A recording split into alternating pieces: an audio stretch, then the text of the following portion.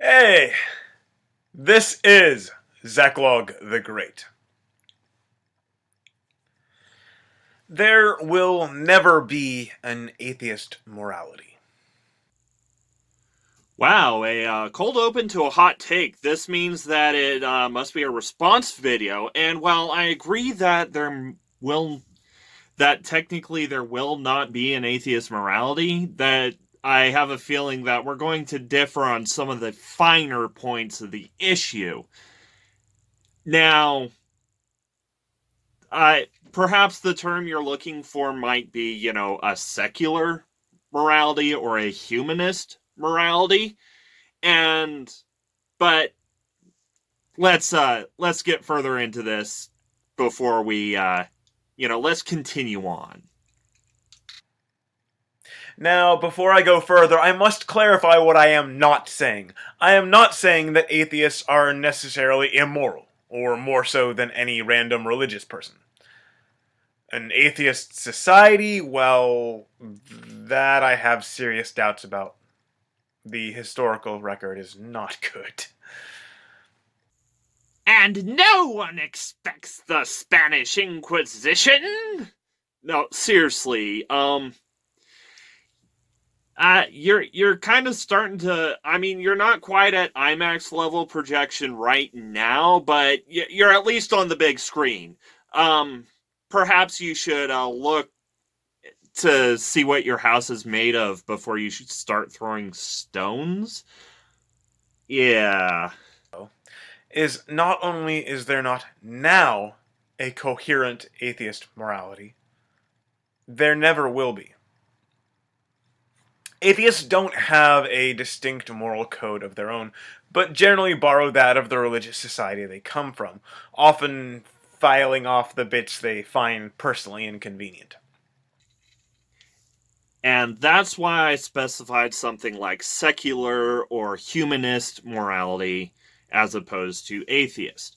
Yes, it would make sense that a lot of people would take their morals from the society that they grow up in because aside from the core of protect the in group, help those within your in group, do not harm those within your in group, essentially the golden rule, love your neighbor as yourself, etc., which is, an basically a human instinct. Well, aside from that, a lot of our morals come from cultural taboos and the culture that we grow up in and are thus largely subjective. And seeing as how a lot of secular ideology, or at least the secular ideology that I support, includes freedom of thought. Of course, you're going to have a bunch of people from different cultural backgrounds that have their own approach to what is right and what is wrong. And with freedom of expression and freedom of speech, I'd say that's a welcome thing. But let's continue on, shall we? Um, this is one of my this is pretty much my first one of these discussions, and it's kind of fascinating. Let's see where this takes us. Thus, an atheist from a Christian culture would be recognizably different from an atheist from a Buddhist or a Muslim culture. But there will never be a distinct, recognizable atheist morality, and the reason is fairly simple. You see, as I covered in another video, we don't learn morality through reason and logic. We can reason about morality, but our bone deep moral sense does not come from that. And once again, we agree. Though I bet our points would diverge. Our agreement would diverge a bit in the nuance. Yes, people do seem to have a bone deep sense of morality, but that is largely because we developed as a social species, and the instinct, and the instinctive behaviors that allow us to function within, as a group, as a social species, basically is what makes this bone deep kernel of morality. And then when you get to, what the more subjective areas, that's very much cultural nuance and taboos that likely developed due to environmental pressures in the areas which they arised. But something tells me that that's not quite where you're going to be going. Still, I mean, at least we're somewhat on the same page. But, please don't tell me that it's because God did it. Please.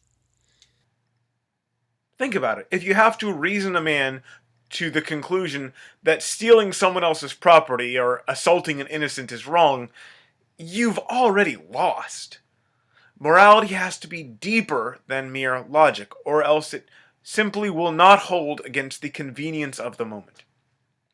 Once again, instincts that allow us to function as a group. There's a reason theist apologists go to murder and stealing as their examples, because that's very much, antisocial behavior, which, assuming your brain is wired in a normative manner, is pretty much hardwired into your neurology that's a bad thing to do. It does not help your in-group. Now, if, say, another tribe or another nation, or perhaps even another faith, is deemed as a threat to your in-group, well, then the missiles come flying, don't they? Yeah, there's a reason that atrocities are usually preempted by heavy propaganda campaigns to dehumanize the people you're about to be committing those atrocities on. But you seem to have merely just kind of mentioned the whole atheist society atrocities fallacy, at the beginning in passing, so I'll just leave it at that. So, well reasoned treatises about morality will not create and sustain a moral system, although they may be useful in refining it. Where does our sense of morality come from? Yeah, once again, I mean, I feel like I'm talking to a wall here, but once again, our sense of morality comes from the instincts that we developed through evolution as a social species. The finer points and nuance did come through, further cultural development and, such philosophical treatises, i.e., Plato, Aristotle, Stoicism, etc. And technically you could maybe call Stoicism an atheistic moral system, because it doesn't necessarily have to do with a god. Same thing with, for instance, secular Buddhism. But, so that's where our morality comes from. It comes from our instincts to function as a social species. Without developing such, morality, we would have either developed as an asocial species, and probably wouldn't have developed our level of sapience to where I wouldn't even be able to make this video. Heck, I could probably just be running around the savannah with a stick, trying to throw it at gazelles. Heck, we might not even have stone tool. Well, we probably would have stone tools, but we probably wouldn't be much more refined than that, because technology kind of seems to depend on being able to function as a society So you have people who can make and create that technology so it can be utilized for the good of the society at large. From stories. Wait, what? What? What? Say that again. I'm not sure I quite caught that. Care to repeat yourself? Where does our sense of morality come from? From stories. Okay, so I didn't mishear that. Are yeah, while stories are one of the oldest, if not the oldest, method of communicating more esoteric and more ethereal ideas, we do not get our morality from stories. I should know this. I know this. As a fundamentalist, I try to pull morals out of every story I read. Because otherwise, if I couldn't find a good moral for it, then it wasn't something that I could read. And I was a rather voracious reader growing up. So, no! While stories do explore different themes and may have messages that people can take from those stories, no! We do not get our moralities from stories. And I apologize to the Oxford Seismology Department, but I'm going to have to make J.R.R. Tolkien,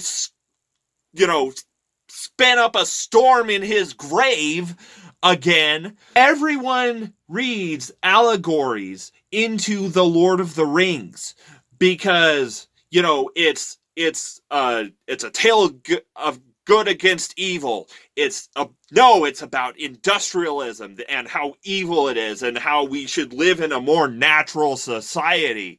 No, it's about how greed can corrupt even the most innocent of people and how you need to resist the temptations of greed and how actually it's desires that bring evil into the world. But here's the thing. Yes, those are all themes within The Lord of the Rings. But Tolkien did not, and yes, Tolkien was heavily influenced by his Catholicism, by his service in World War I, because there are anti-war themes in The Lord of the Rings. And yes, he did base a lot of, the Shire off, the north, off the north of England, off the more rural parts of England. But he did not set out to write that as an allegory. He is emphatically against allegory. He went on the record and stated that he hates allegories. Largely, I suspect that's because of his friendship with C.S. Lewis, who tries to pull an allegory out of everything, which is what you seem to be doing, good sir. But let's continue, shall we?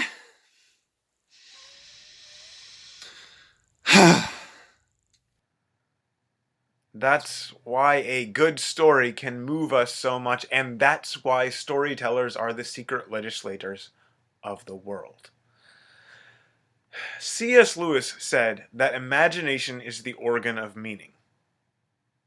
And we humans need meaning. We are not mere animals who need just food, water, and shelter. We are not mere computers that process data.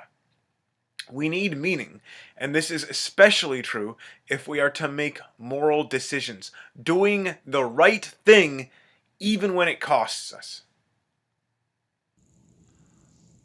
Honestly, I had forgotten that you bring up Lewis in this. The whole Tolkien Lewis thing was a complete accident. That being said, good sir, yes, humans do tend to seek meaning in things, because our brains are built for looking at our world around us and making patterns, and trying to find the causation, trying to find the cause behind it all, looking in, and when it comes to more esoteric things like, for instance, society and culture, we make stories to explore the themes, to find the patterns in our behavior, to look into our own nature. If you wanted to be academic and technical about it, that's more the realm of philosophy. But we're talking about stories. We're talking about storytelling. We're talking about literature. We're talking about art. And yes, we are not machines. But perhaps imagine if we had developed machines with a core set of behaviors programmed in, how do you think such machines might develop their own senses of morality? I'm pretty sure there's a Russian author circa 1950 that would have a certain a collection of stories that expound on this on these possibilities that perhaps you might look into. But you're not really supposed to pull any morals out of them. It just take a look at the theming. Take a look at how it's explored in the work yourself. How it's explored in the work, and come to your own conclusions. This is how literature works. Capiche? Now, just continue on, good sir. Continue on about your exploration of stories and morality. This is getting interesting. That meaning comes to us through our imagination, primarily in the form of stories. And if we are not fed a steady diet of healthy stories, our morality will be warped and unable to contend with our baser impulses. Good sir, I came into this discussion wanting to be civil, but that phrasing right there, if I may throw the gauntlet and give a most sincere go fuck yourself to that comment, that is a call for propaganda. That is a call for indoctrination. That is a call for censorship. And I cannot abide that, no matter how much I might have agreed with you in the beginning of this video. That is one thing that I cannot let stand. Without a good diversity of concepts and ideas, you get a bunch of programmed, robotic, indoctrinated people shouting about how the earth is really flat, about how, we've only been around here for 6,000 years, and how insert deity here wants us to kill those people over there because he thinks they are abominations. And that, my good sir, is what really warps the morality of a society, is where you get the indoctrination going to where you amp up tribalism, us versus them, black and white thinking mentality, and you stir up the worst impulses, the worst thoughts about that, the worst instincts of the human animal.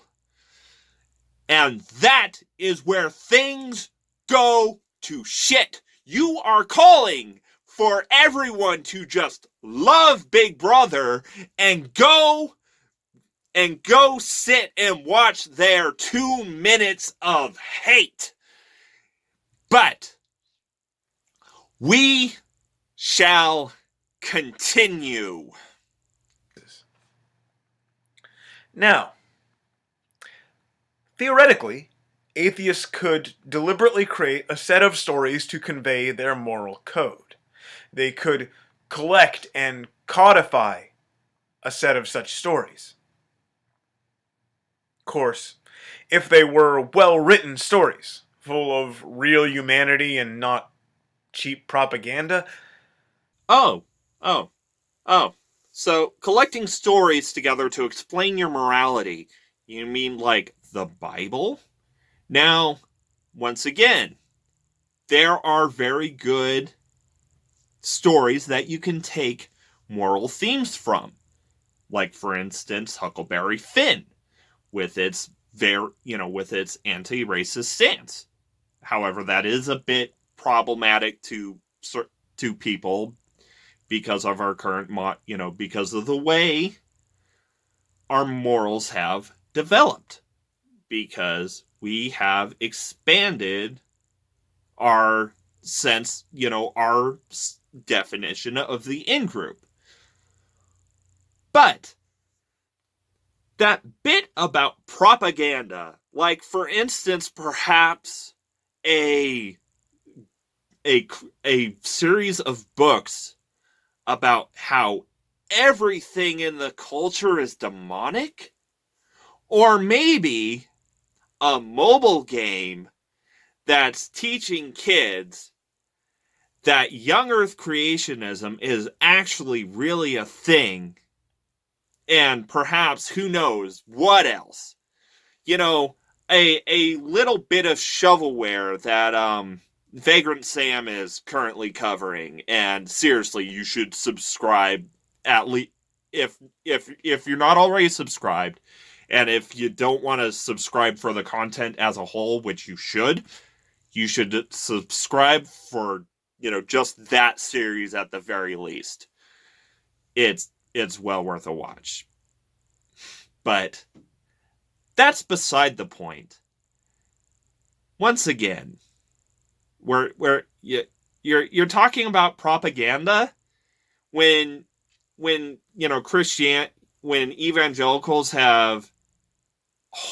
evangelicals and other sects of Christianity have full-blown propaganda mills pushing out their ideology into the world at large.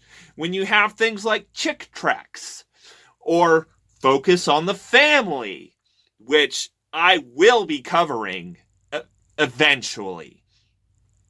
But let's continue on, because you seem to be blowing past points rather quickly, and I'm kind of running out of memory space here. They'd have inconsistencies and apparent contradictions. They'd be complex and not always have the expected outcome. They might be quite ambiguous at times. Simple black and white stories are not art and will not nourish a human mind sufficiently for the purpose. Are you aware that you just basically described the Bible? I mean, except for the ambiguous part. The Bible's pretty ambiguous in certain things. Everyone reads that that book differently. In fact, I read it as one of the worst D&D campaign settings ever written. But that's beside the point. You just described the Bible. Good on you, Mr. Projector. Good sir. Now, let's continue. And let's say a group of atheists did this. You know what you'd have then? You'd just have another religion. It might be a religion with no God, and so technically atheist, but it would be a religion, and over time would develop all of the same characteristics that smug atheists so love to deride in religions and religious people. And that is why I say there will never be an atheist morality. No. What you'd have there, what you're describing, good sir, would be a book club. Assuming you're not limiting access to what stories you're allowed to partake in, what stories you're allowed to explore, what stories you're allowed to take moral lessons from, should you so choose, while exploring said themes with an open and critical mind. And, perhaps looking into the cultural context of the work, the attitudes of the author, etc. My good sir, you've described a book club, not a religion. So I guess I could agree with you on that point. But it does really go to show right now that indoctrination really is a hell of a drug. Now, like, comment, subscribe, do all the YouTube stuff, and, share it if you think share it, maybe. I don't know. You do you. The road to a land where as a hero I stand, the path where beauty met the beast, elven path. It's the honesty of these words, ruled by magic and mighty swords, that makes my soul long for the past elven path.